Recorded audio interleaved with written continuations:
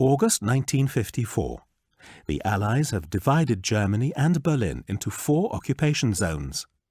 Between Rudow in the west and Alt-Glienicke in the east, 6 meters below the city streets, they've laid 450 meters of cable, moved 3,000 tons of earth, and used 125 tons of steel.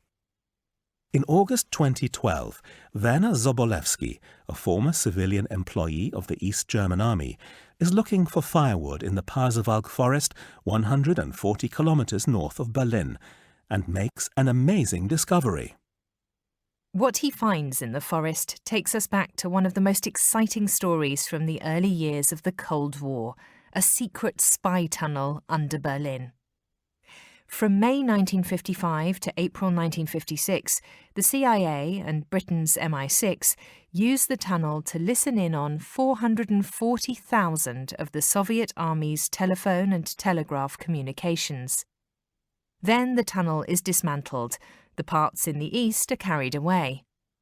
More than half a century later, this top-secret site still exists and is on public display at the Allied Museum in Berlin. Why do the Allies have their own museum in Berlin? It's a thank you to the Western powers for their commitment to restoring democracy and freedom, especially in West Berlin.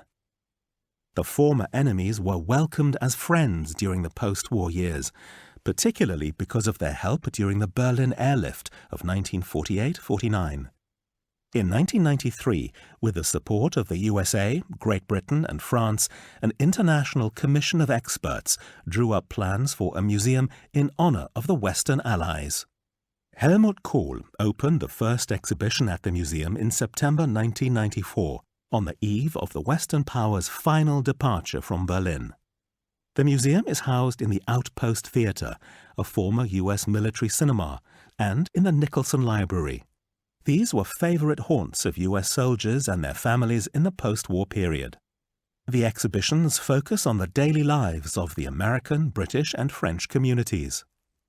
The museum's many highlights include the last guardhouse from Checkpoint Charlie, a transport aircraft from the days of the airlift, and, of course, the legendary spy tunnel.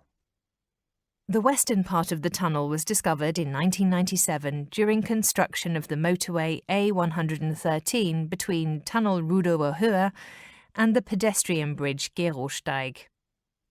A 7-metre section of steel tube, large enough to walk through, was transported to the museum for restoration before being put on show. The section that Werner Sobolewski stumbled across 15 years later was probably used by the GDR for training purposes and is now held in the museum's archives. Rainer Lemke, a member of the Pasewalk Parish Council, comments, "This is a piece of Cold War history. It's vital that such finds are preserved for posterity." On the 50th anniversary of the airlift in 1998, the Allied Museum was officially inaugurated.